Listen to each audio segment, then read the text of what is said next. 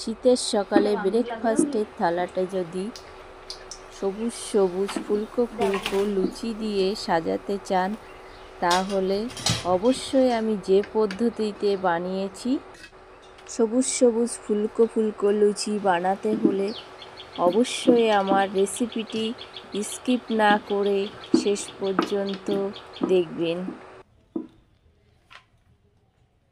নমস্কার বন্ধুরা, স্বপ্নভিলা চ্যানেলের ঘরকন্যায় সবাইকে অনেক অনেক স্বাগত। আজকে আবার আমি নতুন একটি রেসিপি নিয়ে চলে এসেছি। আজকে আমি পালং শাকের লুচি তৈরি করে দেখাবো। বাচ্চারা অনেক সময় পালং শাক খেতে ভালোবাসে না।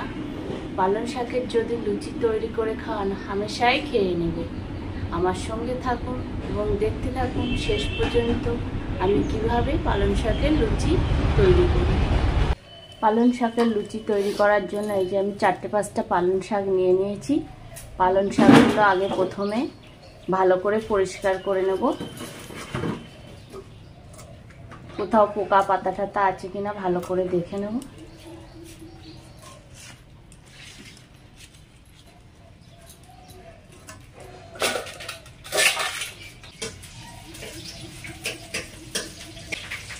পালং শাকগুলো সব আমার পরিষ্কার করা হয়ে গেছে। এবার পালং শাকগুলো আমি ধুয়ে নিয়ে আসবো। বেশি লাগবে না, অল্প পালং শাক হলেই হয়ে যাবে। পালং শাকগুলো ধুয়ে নিয়ে চলে এসেছি আমি। পালং শাকগুলো এবার একটু সিদ্ধ করে নেব। সিদ্ধ করার জন্য কড়াইতে দিয়ে দিয়েছি জল। জলটা গরম হয়ে গেছে। পালং শাকগুলো আমি সিদ্ধ করে নেব।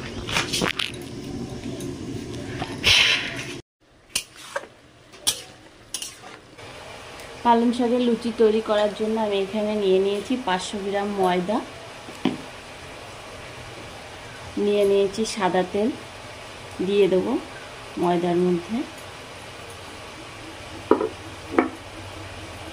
দিয়ে দেবো অল্প একটু চিনি, দিয়ে দেবো পরিমাণ মতো লবণ, আর দিয়ে দেবো 1/2 চামচ ঘি।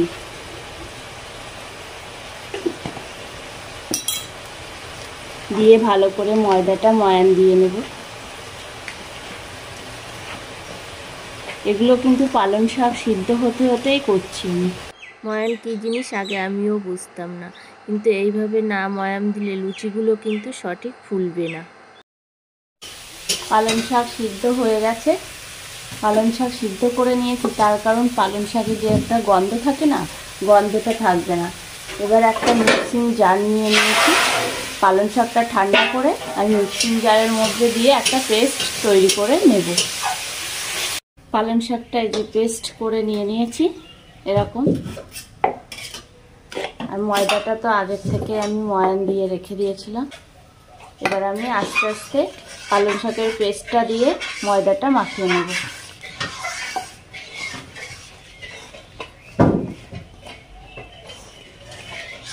ময়দাটা মাখিয়ে একটা ডো তৈরি করে নেব।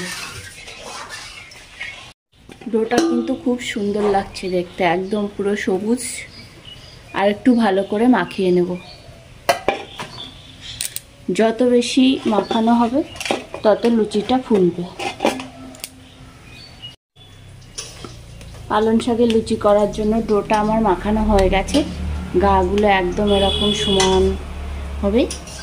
এবার আমি লেচি কেটে নেব। হাতে একটু তেল দিয়ে নেব। এই পেস্টটা কিন্তু আমি জল না দিয়েই তৈরি করেছি। জল দিলে পাতলা হয়ে যাবে। আমি কিন্তু ডোটার মধ্যে কোনো জল দিইনি, পালং শাকের পেস্টটা দিয়েই শুধু মাখিয়েছি। লেচিগুলো আমি মিডিয়াম সাইজ কেটে নেব, খুব ছোটও না বড়ও না। দেখুন আমি কেমন করে কাটছি।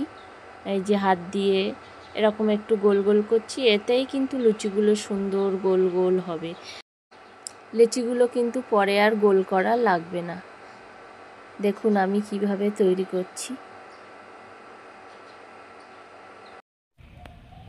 এই যে লেচিগুলো আমি সব কেটে নিয়েছি ডো থেকে। এবার আমি লুচিগুলো বেলে দেখাবো। এবার লুচিগুলো বেলবো। একটু তেল লাগিয়ে নিয়েছি।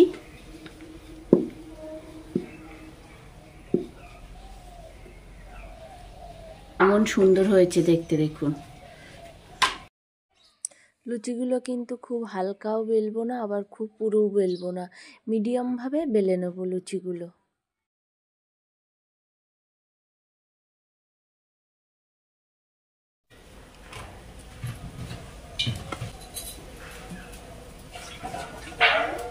অল্প কিছু আমি বেলে নিয়েছি, নিয়ে এবার ভেজে নেব, তারপরে আরগুলো বেলে আবার ভেজে নেব। কেমন লাগছে দেখতে, সুন্দর না?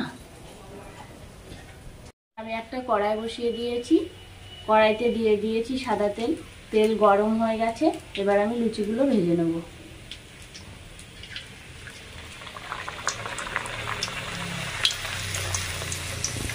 লুচিগুলো কত সুন্দর ফুলছে দেখুন।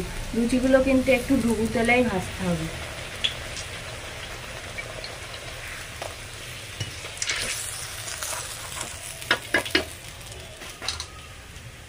সব লুচিগুলো আমি একইভাবে ভেজে নেব।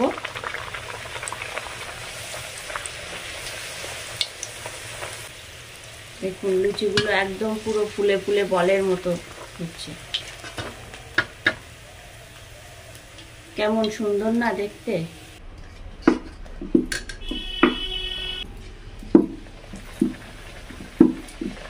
আপনারাও আমার পদ্ধতিতে একবার হলেও বাড়িতে বানিয়ে করে খেয়ে দেখবেন, অবশ্যই ভালো লাগবে।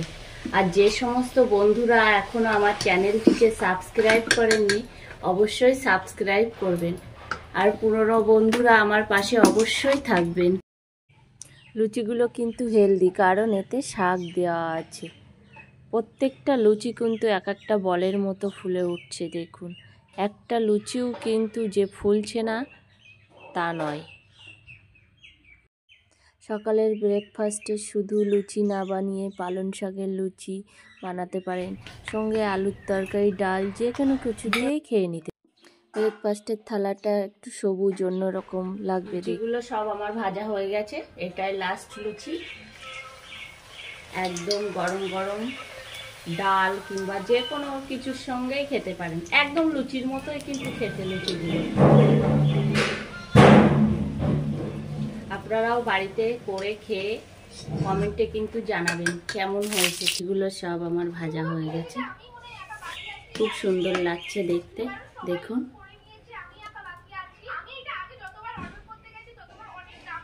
একটু অন্যরকম, সব সবুজ সবুজ।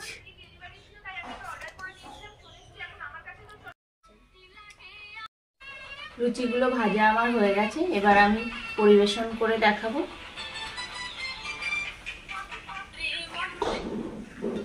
লুচিগুলো কিন্তু খুব সুন্দর ফুলেছে, ডাল কিংবা আলুর তরকারি যে কোনো কিছুর সাথেই খেতে পারেন।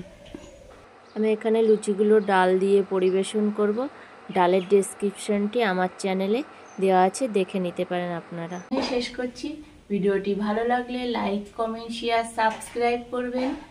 অন্য আরেকদিন হাজির হব অন্য আরেকটি রেসিপি নিয়ে। ভালো থাকবেন, সুস্থ থাকবেন। ধন্যবাদ। Tata, bye bye.